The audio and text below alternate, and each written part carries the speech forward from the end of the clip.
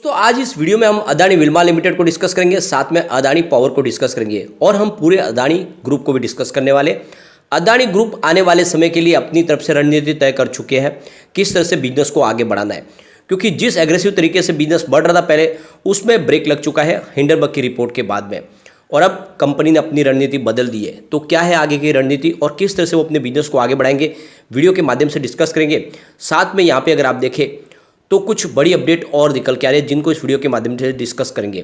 Market expert क्या कह रहे हैं अदानी ग्रुप को लेकर, क्या इस समय इन्वेस्टमेंट करना चाहिए, क्योंकि काफ़ी लोगों को लग रहा है कि स्टॉक बहुत ज़्यादा नीचे आ गए, आने वाले इसमें फिर से तेजी आ सकती है। लेकिन अभी भी बहुत सारे लोग हैं जो कह रहे हैं कि अदानी ग्रुप के शेयर तो ऑलरेडी 2 साल में बहुत ज़्यादा दौड़ चुके। 30-40 रुपये के जो स्टॉक थे वो 3000 के आसपास चले गए थे, तो इस समय कैसे सस्ते हुए, तो क्या आने वाले समय में और गिरावट होने वाली है? इन सारी संभावनाओं को तलाशने की कोशिश करेंगे इस वीडियो के माध्यम से।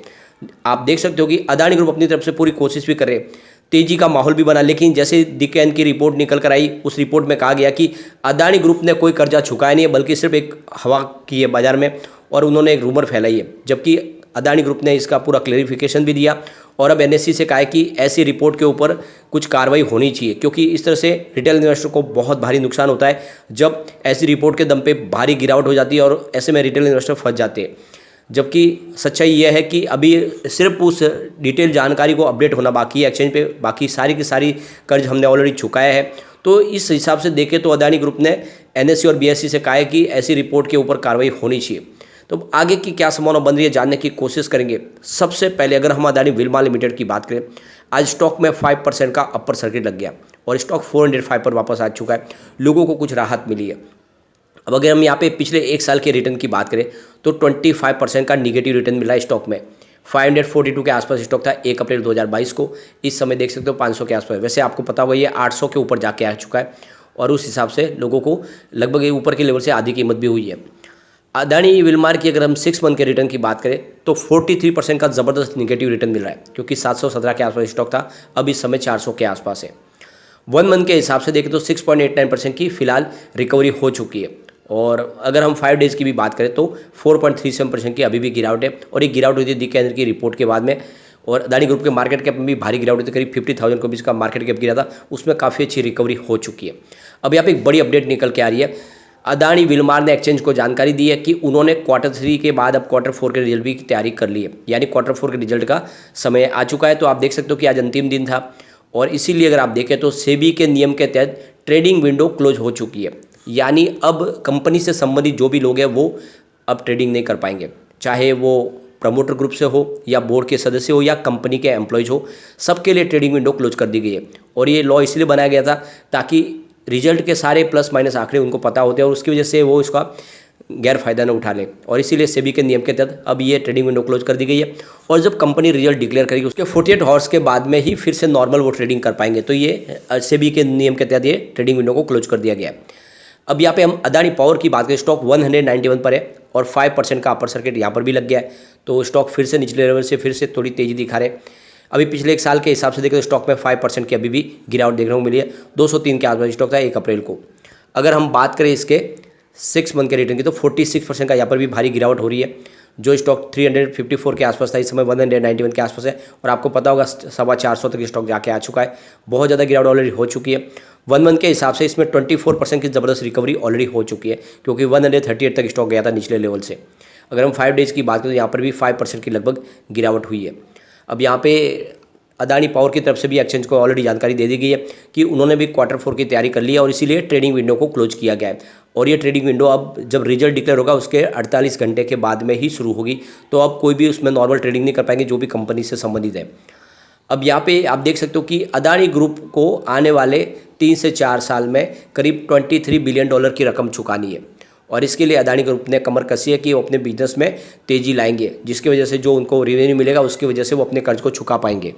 तो फिलहाल अदानी ग्रुप को उम्मीद है कि वो आने वाले समय $23 अरब का जो कर्ज है उसको चुका देगा, और इसके लिए उनका जो पोर्ट्स और एयरपोर्ट्स का जो बिजनेस है, इसके अलावा जो इनका एनर्जी का बिजनेस है उसमें 20% की इन्हें रिवेन्यू में वृद्धि होती हुई दिखाई दे रही है कि आने वाले समय हमारा 20% की वृद्धि होगी तो हम 3 से 4 साल में इस सारे कर्ज को चुका पाएंगे। सबसे बड़ी बात है कि पिछले 3 सप्ताह से जब से ही आप देखें तो जो रोड शो जो उसके बाद में लगातार मीटिंगें हो रही है अलग अलग इन्वेस्टर के साथ में, जो बॉन्ड धारक है उनके साथ में, उन सब से बातचीत चल रही है ताकि रास्ते निकाले जाए। चाहे सिंगापुर हो या फिर अमेरिका और भी जहाँ पे वो इन्वेस्टर से मुलाकात हो रही है और नए फंड की तैयारी की जा रही है कि किसी तरह से बॉन्ड्स के माध्यम से नया फंड रेज किया जाए जिससे जो पुराना कर्ज है उसको चुकाया जाए। तो लगातार कोशिश की जा रही है और साथ में जो कुछ बॉन्ड धारक है जिनका मैच्योरिटी जल्दी होने वाला है 2024 तक, उनको पहले ही रकम चुकाने की कोशिश की जा रही है ताकि आने वाले समय फिर किसी प्रकार का कोई तकाजा ना हो, किसी प्रकार का कोई टेंशन ना हो। फिलहाल अदानी ग्रुप का फोकस अभी किसी भी तरह से इन्वेस्टर का भरोसा जीता जाए और इसीलिए वो कोशिश कर रहे हैं कि हर संभव प्रयास करें कि हमारे पास बिजनेस है जिसके दम पे हम आने वाले समय में फिर से तेज़ी से आगे जा सकते हैं। यहाँ जहाँ पे भी मीटिंग हो रही है वहाँ पे अदानी ग्रुप की तरफ से कहा जा रहा है कि उनका बिजनेस लगातार बढ़ रहा है और आने वाले समय में अपने वो कर्ज को कम कर लेंगे और इसीलिए उनका कहना है कि आने वाले समय में हमारा जो बिजनेस है उसमें 20% की रेवेन्यू में वृद्धि होने की पूरी संभावना है। अदानी ग्रुप की तरफ से कहा जा रहा है कि जैसे जैसे उनका रेवेन्यू बढ़ेगा वैसे ही कर्ज भी धीरे धीरे नीचे आ जाएगा। फिलहाल अदानी ग्रुप के ऊपर देखें तो 1.89 लाख करोड़ रुपीज़ का कर्ज है। यहाँ पे अदानी ग्रुप की तरफ से कहा जा रहा है कि उन्होंने करीब $50 करोड़ का कर्ज ऑलरेडी चुका भी दिया है और आने वाले 3 से 4 साल के अंदर हम पूरी तरह से अपनी जो भी डेट है उसको क्लियर कर लेंगे। फिलहाल अदानी ग्रुप का जो सारा कर्ज है उसमें 37% बॉन्ड्स के माध्यम से है, 31% जो है वो बैंकों का है। तो कुल मिला के अदानी ग्रुप ने रणनीति तैयार कर ली है कि किसी भी तरह से और ज़्यादा किसी फंड रेजिंग भी की जाए और साथ में पुराना कर्ज को चुकाया भी जाए। तो ये एक तरह से एक रास्ता है जिसके माध्यम से आने वाले समय अदानी ग्रुप अपने बिजनेस को आगे बढ़ा पाएंगे। अब यहाँ पे एक बुरी खबर निकल कर आई है अदानी ग्रुप के लिए। क्रिसिल ने यहाँ पे देख सकते हो कि अदानी एयरपोर्ट होल्डिंग की जो रेटिंग है उसको स्टेबल थी उसको निगेटिव कर दिया है।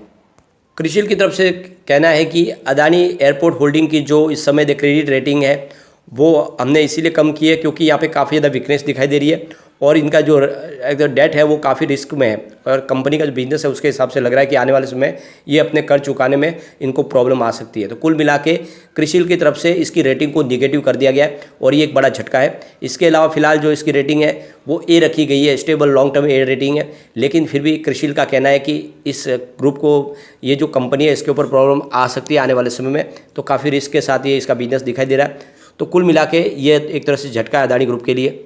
अब यहाँ पे अदानी ग्रुप को लेकर आज का sandeepsabarwal.com की तरफ से संदीप सब्बरवाल का कहना है कि अदानी ग्रुप की वजह से बाजार पे कोई ज़्यादा इफेक्ट नहीं पड़ेगा क्योंकि अदानी ग्रुप की कोई कंपनी डिफ़ॉल्ट नहीं की है। सिर्फ यहाँ पे हिंडनबर्ग की रिपोर्ट की वजह से गिरावट जरूर हुई है लेकिन कंपनियों का कारोबार बिल्कुल पूरी तरह से चालू है और कारोबार पटरी पे भी है और प्रॉफिट मेकिंग कंपनी है, बिजनेस बढ़ भी रहा है। तो ऐसे में इसकी वजह से कोई ज़्यादा चिंता की बात नहीं और बाजार पे इसका कोई ज़्यादा नेगेटिव इफेक्ट नहीं देखने को मिलेगा। लेकिन उन्होंने साथ में ये भी ऐड किया है कि जो लोग कह रहे हैं कि फिर से एक शानदार तेजी आ सकती है अदानी ग्रुप में, वैसी संभावना नहीं है। फिलहाल काफ़ी समय तक ग्रुप के शेयर एक लॉन्ग टर्म फेस में कंसोलिडेशन मोड में रहेंगे, यानी एक तरह से देखें तो इसमें न बड़ी गिरावट की संभावना बनेगी और न तेजी आएगी। तो उसके पीछे वजह यह है कि ऑलरेडी ये देखें तो गिरावट तो हुई है लेकिन जिस लेवल से बड़े थे यानी जो 30-40 रुपीज़ के स्टॉक थे वो 3000 तक चले गए थे, तो निचले लेवल से काफ़ी ज़्यादा दौड़े, तो अभी भी वो इतने सस्ते नहीं है जिस हिसाब से इतनी तेज़ी बढ़ने की संभावना होगी। तो इसीलिए इसमें एक लॉन्ग टर्म कंसोलिडेशन मोड देखने को मिल सकता है, ये कहना है संदीप सब्बरवाल का। और इसीलिए इस समय आपको कोई एग्रेसिव तरीके से यहाँ पे खरीदारी भी नहीं करनी है और इसमें लॉस बुक करने की कोशिश भी नहीं करनी। ये काफ़ी समय तक स्टॉक आपको एक ही जगह पर ट्रेड करते हुए दिखाई देंगे। इस समय भले उल्टा पड़ेगा लेकिन जल्दी स्टेबिलिटी भी आएगी स्टॉक के अंदर और अदानी ग्रुप मजबूत है, तो आने वाले समय में यहाँ पे डेफिनेटली आपको एक अच्छा फायदा भी देखने को मिलेगा। लेकिन इस समय आपको वेट करना है क्योंकि अभी पूरा मामला सुप्रीम कोर्ट में है। जल्दी सेबी अपनी रिपोर्ट देगी और सेबी की रिपोर्ट के बाद में 6 सदस्यों की जो कमेटी बनाई गई है सुप्रीम कोर्ट की तरफ से, वो फैसला करेगी कि अदानी ग्रुप के बारे में क्या किया जाए। उसके बाद में ही यहाँ पे कोई निर्णय लिया जा सकता है। लेकिन फ्रेंड, कोई भी इन्वेस्टमेंट करने से पहले अपने फाइनेंशियल एडवाइजर के बारे में ले ले या अपना खुद का रिसर्च करें, क्योंकि मैंने वीडियो आपके एजुकेशनल पर्पज़ के लिए ही बनाया। वीडियो पसंद आए तो लाइक शेयर जरूर कीजिए और चैनल को सब्सक्राइब कर दीजिए। Thank you friend.